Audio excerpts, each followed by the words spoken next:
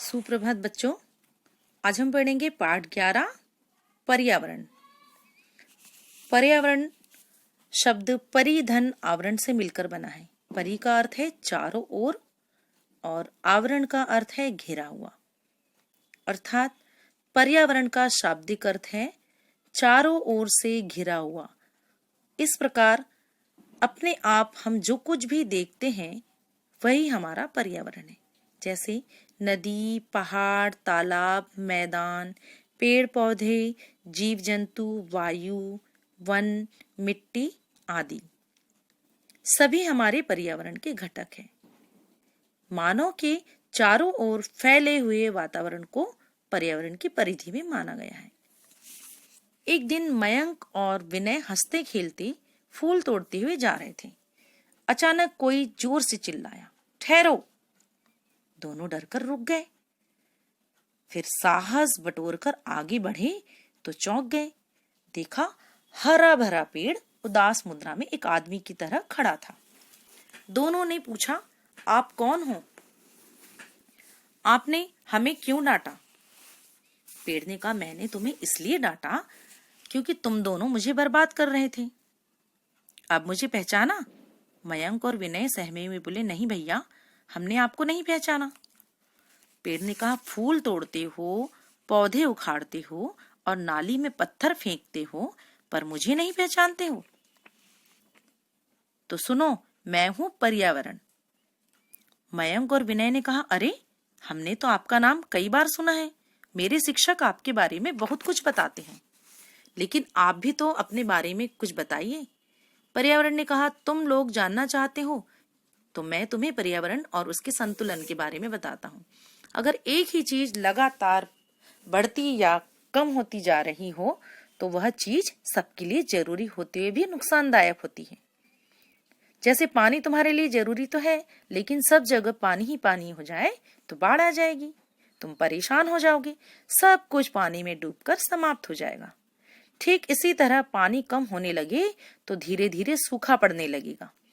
सभी पेड़ पौधे तथा फसलें नष्ट हो जाएगी। चारों ओर उजाड़ और रेगिस्तान बन जाएगा। सब जीव जंतु प्यास से तड़प तड़प कर मर जाएंगे। इसका अर्थ यह हुआ कि पानी जरूरी तो है, लेकिन उसकी मात्रा संतुलित होनी चाहिए। यही बात अन्य सभी प्राकृतिक वस्तुओं पर भी लागू होती। पेड़ पौधे जरूरी है, लेकिन सब जगह पेड़ पौधे ही हो जाए तो धरती जंगल बन जाएगी। जंगल में रहना कठिन होगा और जीव जंतु हमें परेशान करने लगेंगे। आपने देखा होगा कि बरसात में धरती पर चारों ओर घास उगने लगती है। यह घास कहीं पूरी धरती पर ही न फैल जाए, इसलिए खरगोश, भेड़, बकरी, गाय, भैंस आदि ऐसे जीव हैं जो घास चरते रहते हैं।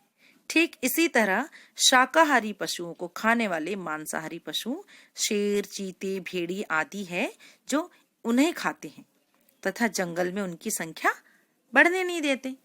मनुष्य शाकाहारी एवं मांसाहारी दोनों में आता है। मनुष्य शाकाहारी और मांसाहारी दोनों चीजें खाता है। वह साग, सब्जी, फल, दूध, मांस, मछली, अंडा सभी कुछ खाकर उन्हें ज्यादा बढ़ने नहीं देता। इस प्रकार हमारी धरती पर संतुलन बना रहता है। यह सुनकर मयंक और विनय काफी खुश हुए और बोले, पर्यावरण भैया, आजकल जगह जगह नए शहर बस रहे हैं। लोग अपनी आवश्यकता की पूर्ति के लिए जंगलों को काट रहे हैं और हवा, पानी तथा वातावरण को दूषित कर रहे हैं। तो भी आप इतने दयालु हैं कि हमेशा हरा भरा बने रहकर हमारी सेवा करना चाहते हैं। पेड़ ने कहा, हाँ बच्चों, मैं तो यही चाहता हूँ कि जीव जंतु, पेड़ पौधे, हवा और पानी सभी मिलकर मुझसे दोस्ती कर लें। यह सुनकर मयंक ने कहा, आज से हम आपकी रक्षा करेंगे।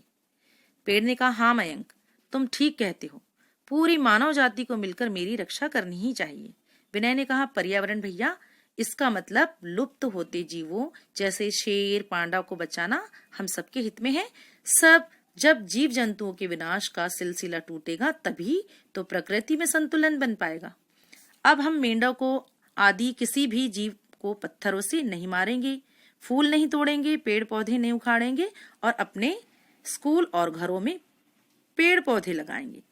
इस तरीके से उन्होंने दोनों ने अपना प्रण लिया। धन्यवाद।